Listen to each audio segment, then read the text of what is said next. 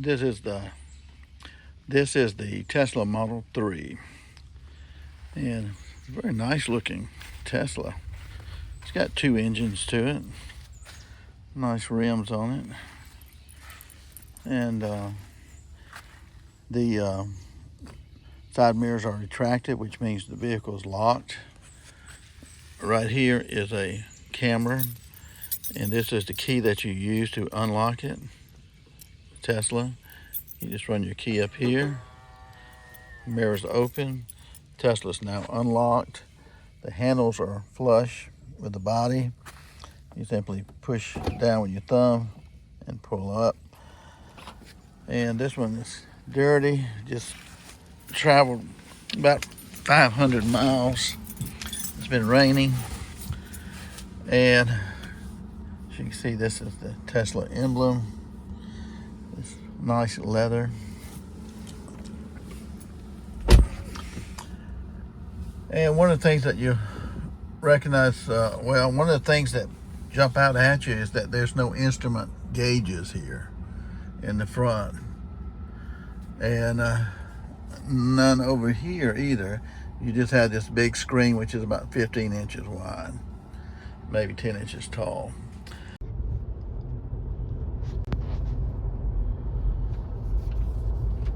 Washington Road, Augusta. You can see all the cars right here. Traffic light.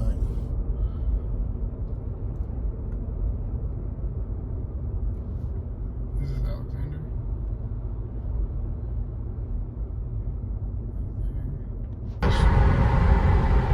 See right here on the right, it's a walkway all the way across the bridge here on the walkway.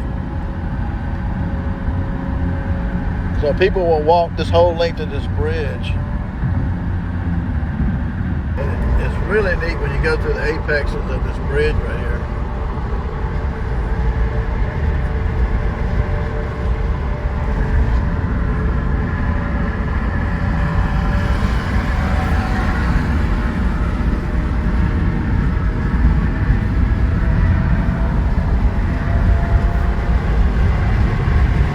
Remember the old bridge, it was all steel and you could like see through it. It was scary going across it.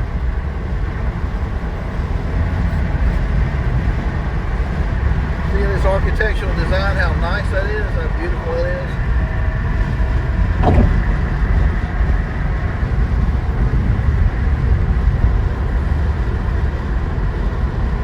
This is really pretty.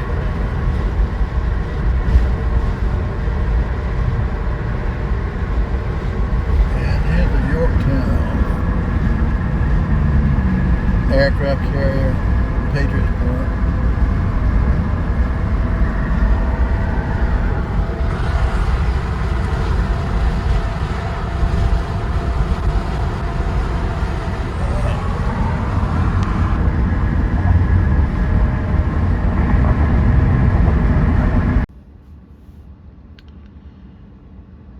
Okay, we're here in Charleston, South Carolina, in the Tesla.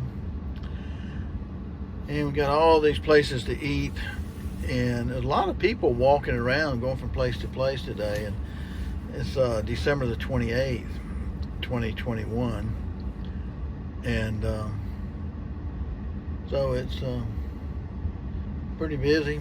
We're close to Patriots Point, where they have the Naval Museum, which is one of the largest in the country. Yorktown, submarines there. I think a Coast Guard ships there, one of the first nuclear ships. The Rooftop Inn.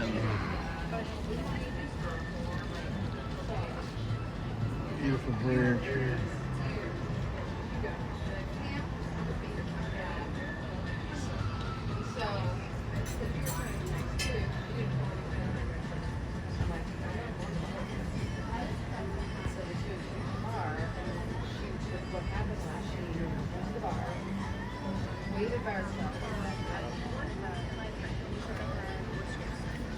Oysters on that line.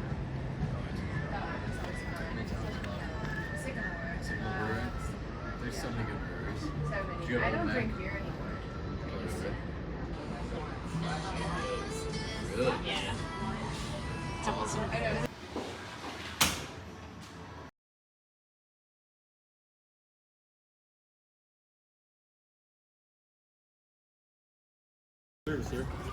you. You too.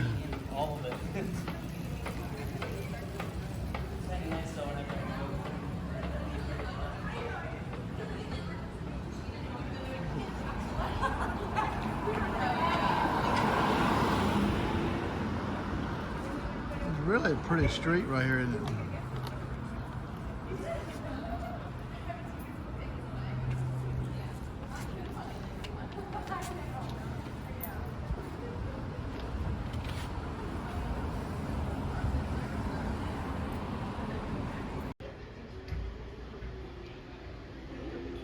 Oh, it's beautiful light.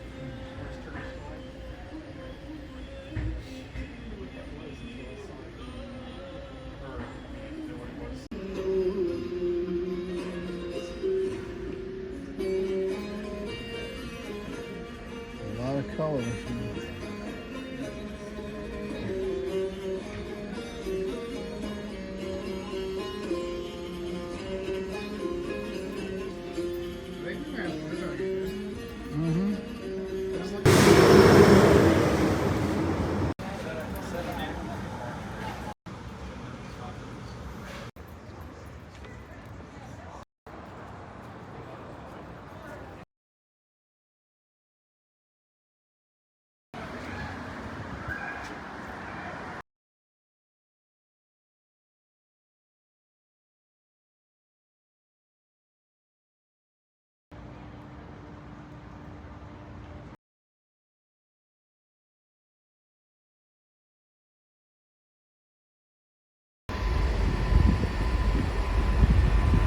It's 22% power, and it'll probably take 1 hour to charge this car.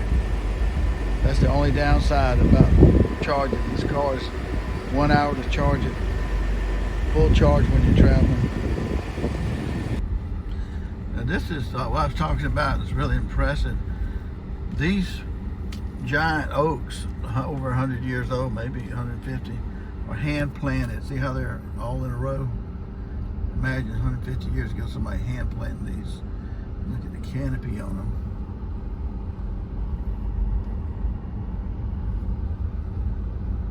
That is really amazing. It's a much more improved version of Terra, but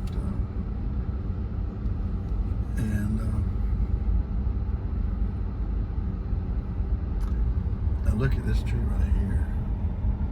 The girth on that one, it's like 4 trees coming out of it, but that looks like a 200-year-old tree.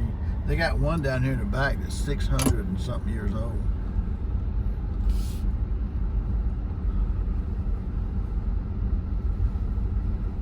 There's a long driveway. You won't see trees like this anywhere.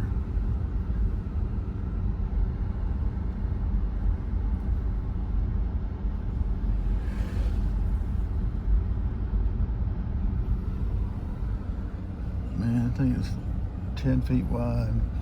Over here on the left, these are slave houses. And you get to look at those and see how the slaves lived.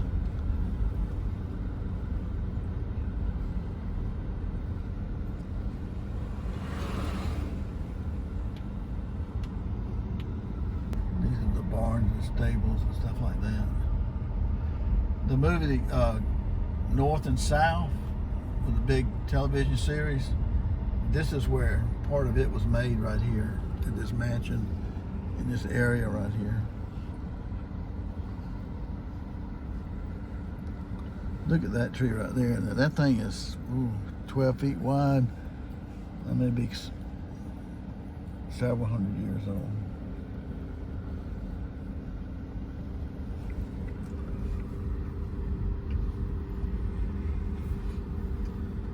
There's a gift shop place right there.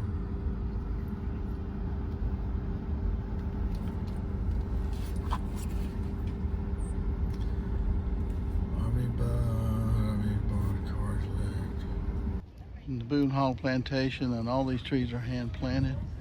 This is a massive tree here. It could be several hundred years old.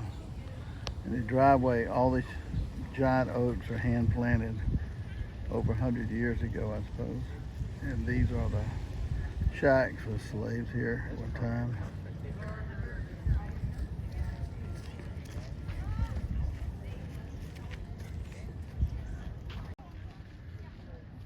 Isn't that pretty?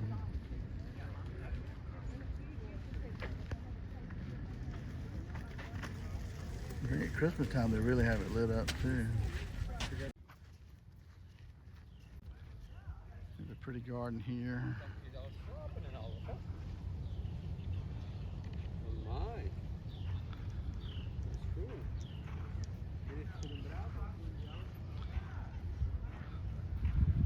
Ryan and Angel.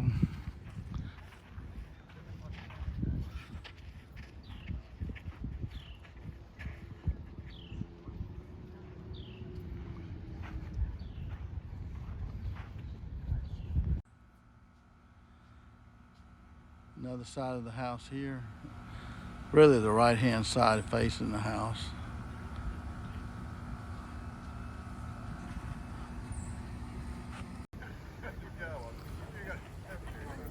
Boone Hall Plantation, slave house.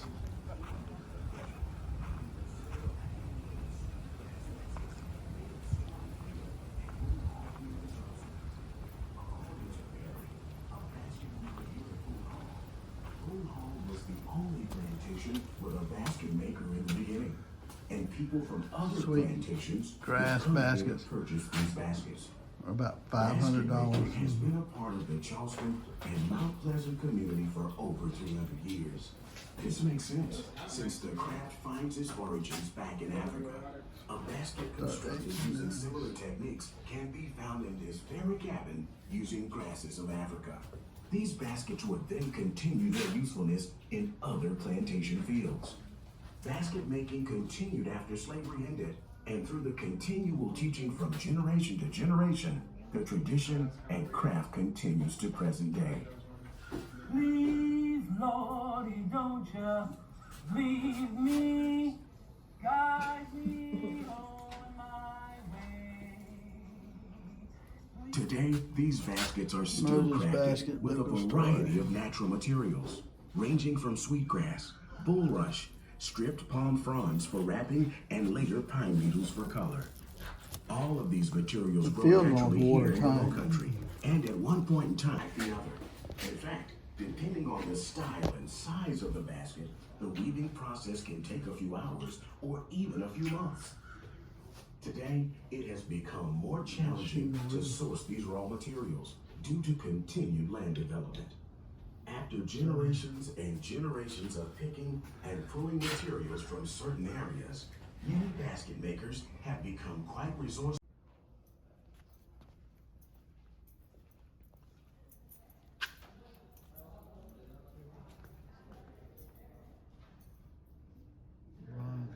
That goes all the way back. 1775. These things are hard to come across.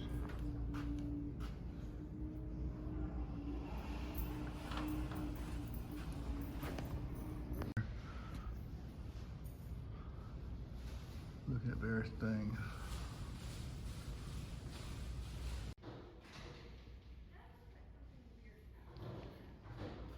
A funeral carriage. That is nice. Short too. Body's here, driver's here.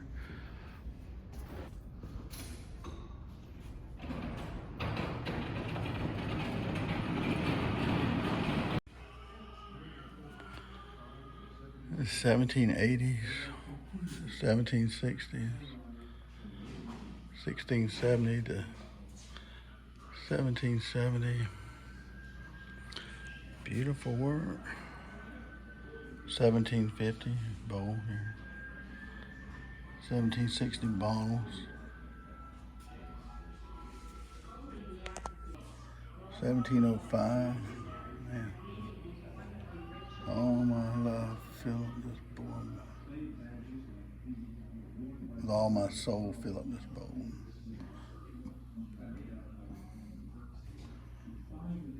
Kaolin clay pipe, 1760, made of clay.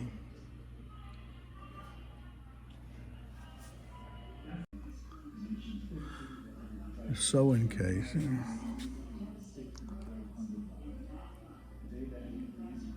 All made of hand-carved ivory. That's really neat.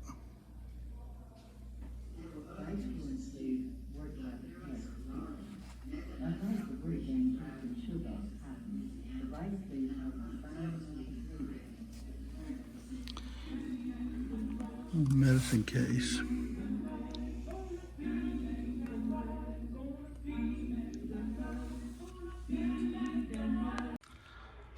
That Top Gun's musket, 1836. Below that's 1866. Winchester repeating arms, known as the Yellow Boy. It's got a brass receiver. And 1820 hunting rifle, black powder, flintlock. Below that's a rolling block. And then a musket here, 1836 musket. And 1862 carbine. 1833 Army, which that's huge. Like a Zouave in a way, bigger though. Oh, this is fancy here. Look at the stock on that. Wow, ornate as they get. 1850 target rifle.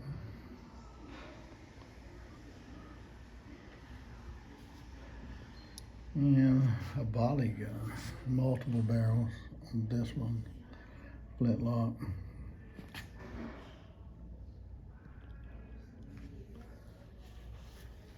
We got 2, 5, 6, 7 barrels on it. And that is 1779 Henry Knott London weapon from atop a ship's main mast. All 750 caliber barrels. Wow. 1855 Henry Hapolt. That's a huge gun there. It's got fancy rear stock on it too. Okay, we got swords.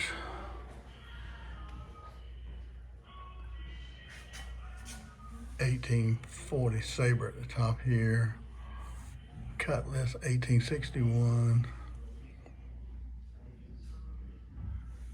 Scale 1796 to 1800. Saber and scabbard. 1820s on this one. Beautiful handle here. Like ivory. And this is 1650 right here, this sword. 1650, looks like Damascus type steel, may not be, maybe just scroll work. Hesman, a 1650, maker known Holy Roman Empire. Ornate. And trench knife, 1917. Now this is the coat, 1848.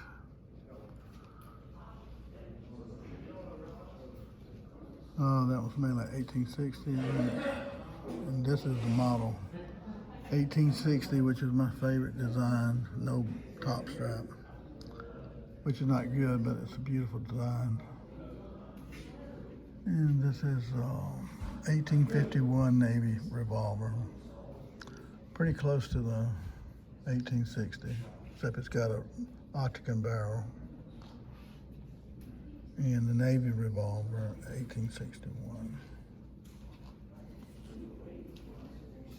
April 13th, the stars and stripes were lowered and the white flag of surrender was raised. Now, Major Robert Anderson left Fort Sumter on April 14th with a 100-gun salute to that American flag. However, there were no casualties during the bombardment of this fort. However, there was one casualty during that 100-gun salute when a charge prematurely exploded, killing a Private Daniel Ho. Now, he is actually still buried out there on the parade grounds of Fort Sumter.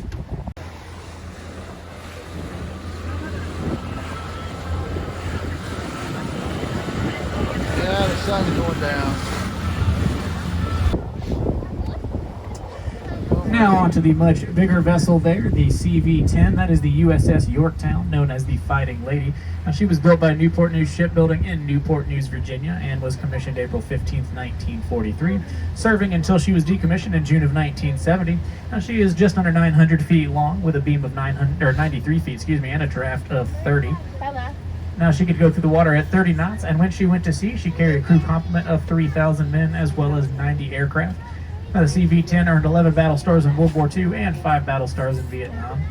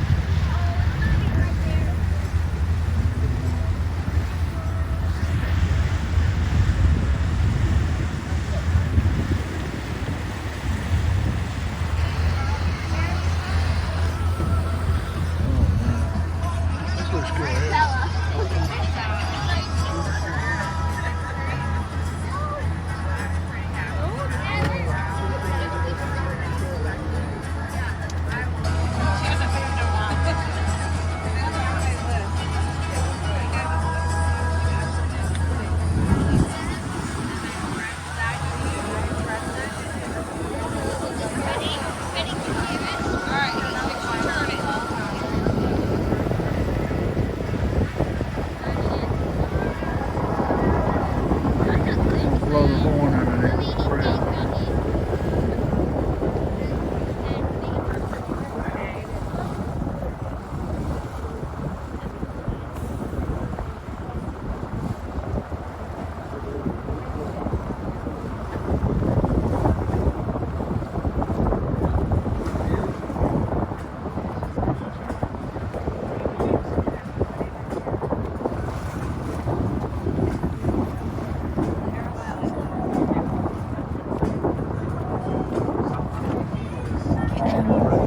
Go ahead and blow that horn in 3, 2.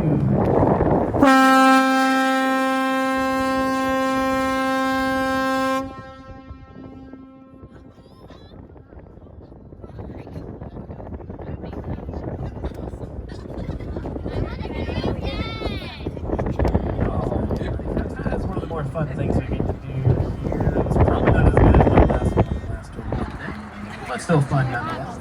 Well, we're going to make our turnaround and head back into the downtown Charleston area.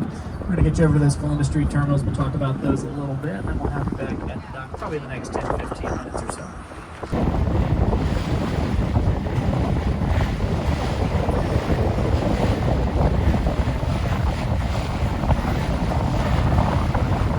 This is one of the most beautiful cities in the South. Beautiful architecture and buildings and so forth. It's a beach town.